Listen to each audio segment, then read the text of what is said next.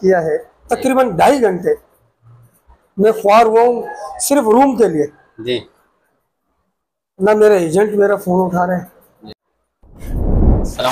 वालेकुम अस्सलाम अल्लाह का करम। ये हमारे उबैद भाई है, यहाँ पड़ोस में रहते हैं, मौलाना बिरादरान ट्रेवल एंड टूर के बिल्कुल पड़ोस में। ये अभी माशाल्लाह उम्रे से आए हैं, तो सफ़र खैरियत से रहा। सफ़र अल्हम्दुलिल्लाह।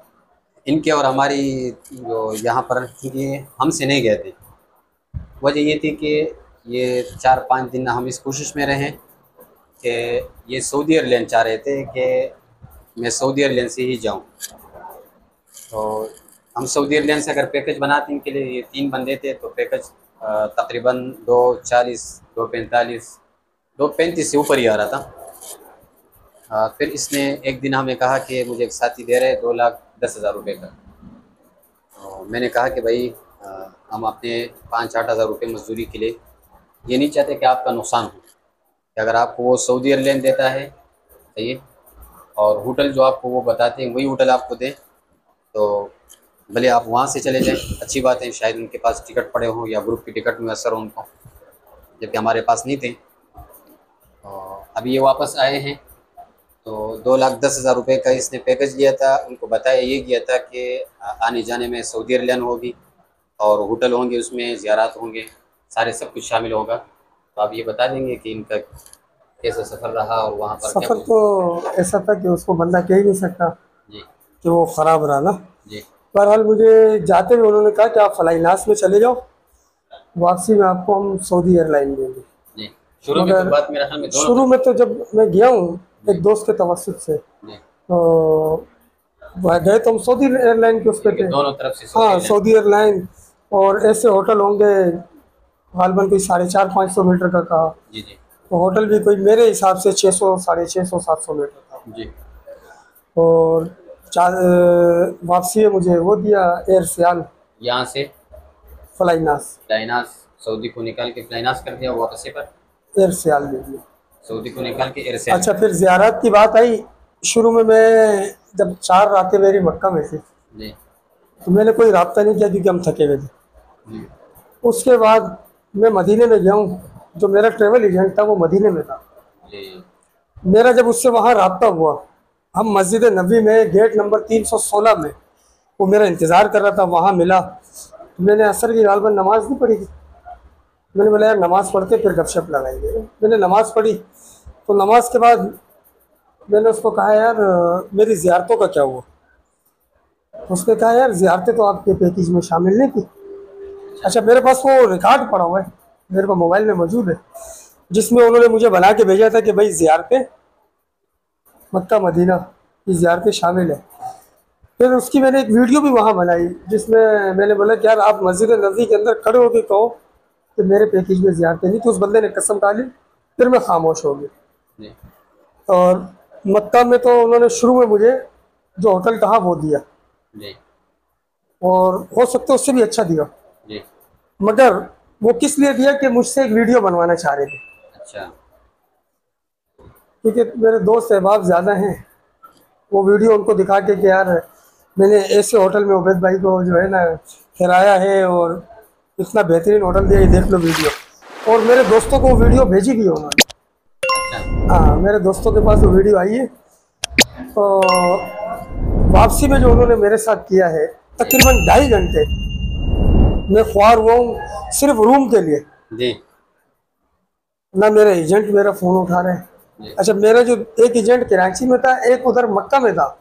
मक्का वाले को जब मैंने व्हाट्सएप पे मैसेज किया, एजेंट के फ़ोन न उठाने पर अभी मैंने अभी भी एक वॉइस किया आपके सामने, ये अभी असर को यानी कि वहाँ असर के वक्त चाहिए हमारे 3 हाजी वहाँ पहुँचे हैं, मौलाना सजाद साहब के वालिद चचा और बहन हैं।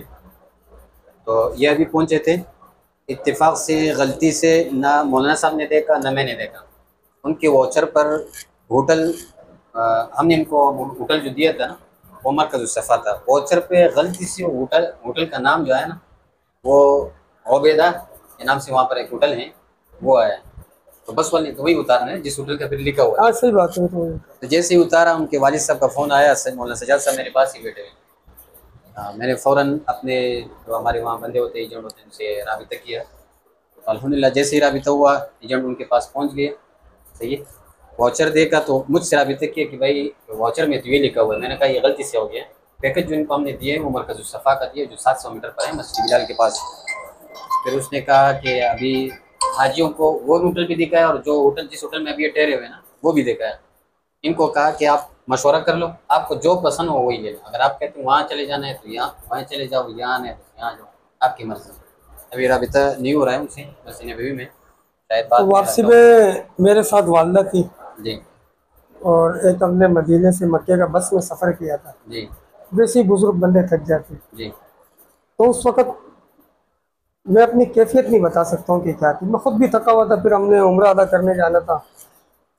اپنے کراچی والے ایجنٹ سے جب میں نے رابطہ کیا اس کو میں نے وائس کی, وائس کے بدلے انہوں نے ایک چھوٹا سا میسج لکھا جی کہ میں دیکھتا ہوں, اور میرے خیال سے وہ آج تک دیکھ ہی رہے ہیں. جی اس کے بعد سے کوئی اس ہوٹل کے معاملے میں انہوں نے مجھ سے کوئی رابطہ نہیں کیا.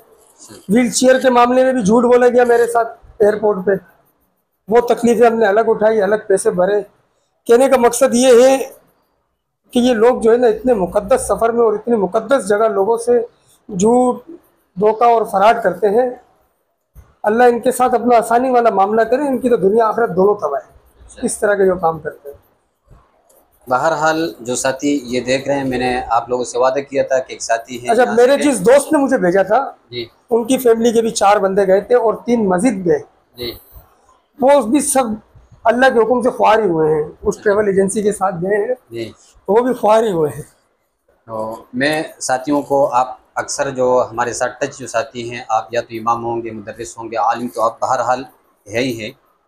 تو میں اسی وجہ سے آپ کو کہتا ہوں کہ کچھ چیزیں ہوتی ہیں مسٹیک, یعنی کہ ہو جاتی ہیں, یہ کاروبار ہو جاتی ہیں. کچھ چیزیں ایسی ہیں کہ وہ یا تو غلط بیانی ہوتی ہے یا جھوٹ ہوتا ہے, فراڈ ہوتا ہے. وہ جان صحیح. بوجھ کے فراڈ کر رہے ہاں ہیں. جی, کچھ چیزیں مسٹیک ہوتی ہے کہ ہو جاتی ہیں. جیسے میں نے ابھی کہا کہ ابھی جو 3 حاجی وہاں پر ہیں تو مسٹیک ہم سے ہو گئی کہ ہم نے یہاں پر ووچر جب کمپنی کی طرف سے بنایا گیا, ہم نے دیکھا نہیں, غلطی ہو گئی. ابھی دیکھا تو ابھی پتہ چلا ان کا ہوٹل الگ لکھا ہوا ہے.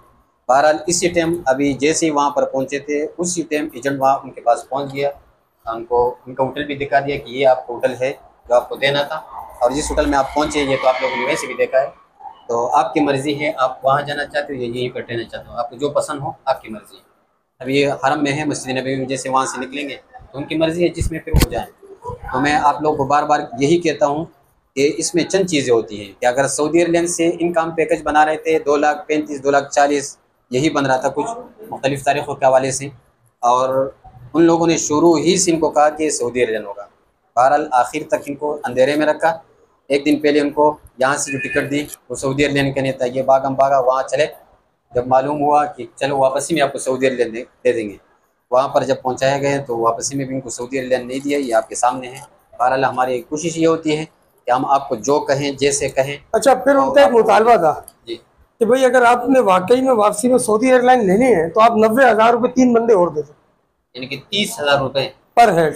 وہ بھی جو میرا ایجنٹ وہاں تھا مدینے میں جو مجھ سے ملا تھا اس جی. نے یہ بات کہی.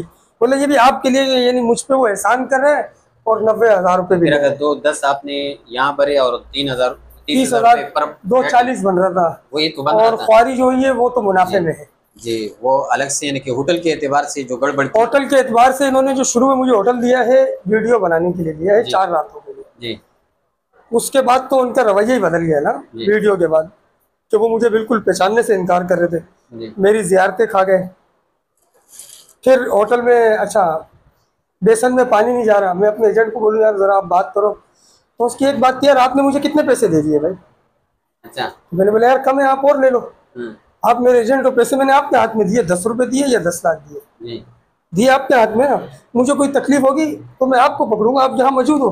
جی اور آپ نے مجھ سے پاکستان میں کہا تھا کہ بھائی آپ کو ذرا سی تکلیف ہو آپ کا بھائی حاضر ہے دن رات. جی بولا نہیں, آپ یہ ہوٹل والے کا کام ہے, ہوٹل والے کو بولو.